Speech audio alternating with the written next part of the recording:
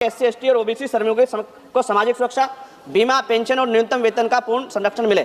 सभापति महोदय, अगर हम उनके साथ होने वाले अन्याय पे लड़ने का अधिकार ही छीन लेंगे तो फिर कैसे वो अपनी बात को कह पाएंगे। हम भी जब यहाँ हमें मौका नहीं मिलता है, कोई बात होती तो हम भी तो विरोध करते हैं ना। आप विरोध का अधिकार छीन के इतना समय लागू कर देंगे तो सर पूंजीपति तो मार देगा ना उनको। क्या सरकार पूंजीपतियों के बारे में सोचेगी या करोड़ों मजदूरों के जिनके कंधों से देश बना है?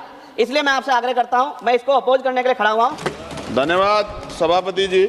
आज मैं किसी पार्टी की नहीं, उस मजदूर की आवाज बनकर खड़ा हूं जिसका पसीना इस देश की इमारतें खड़ी करता है, लेकिन जिसकी तकलीफ अक्सर फाइलों में दब जाती है। ये औद्योगिक संबंध संहिता संशोधन विधेयक 2026 केवल एक कागजी बदलाव नहीं है, ये करोड़ों परिवारों की रोटी, सम्मान और भविष्य का सवाल है।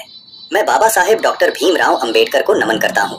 1936 में उन्होंने इंडिपेंडेंट लेबर पार्टी बनाकर मजदूरों की लड़ाई को दिशा दी।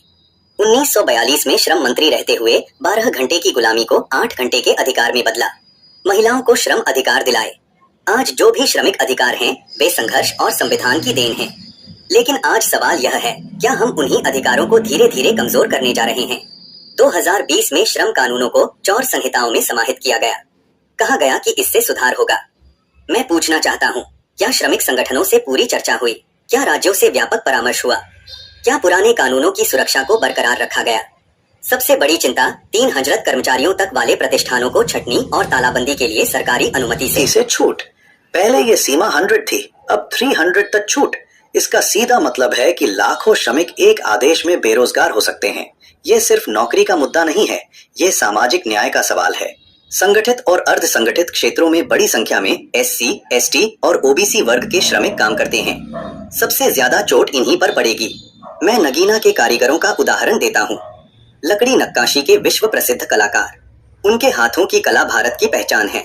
अगर 50 से 250 कर्मचारियों वाले उद्योगों में नौकरी असुरक्षित होगी तो केवल रोजगार नहीं, हमारी सांस्कृतिक विरासत भी प्रभावित होगी। हम सुधार के खिलाफ नहीं हैं, लेकिन सुधार ऐसा हो जो मजदूर को मजबूत करे, कमजोर नहीं। रोजगार सुरक्षित हो, ट्रेड यूनियन की स्वतंत्रता बनी रहे, सामाजिक सुरक्षा, बीमा, पेंशन और न्यूनतम वेतन की गारंटी हो। रोजगार से आय आती है, आय से मांग, मांग से निवेश और निवेश से विकास। अगर रोजगार ही असुरक्षित होगा तो विकास का ढांचा कैसे टिकेगा? अगर मजदूर से विरोध का अधिकार छीन लिया जाएगा तो लोकतंत्र की आत्मा कमजोर होगी।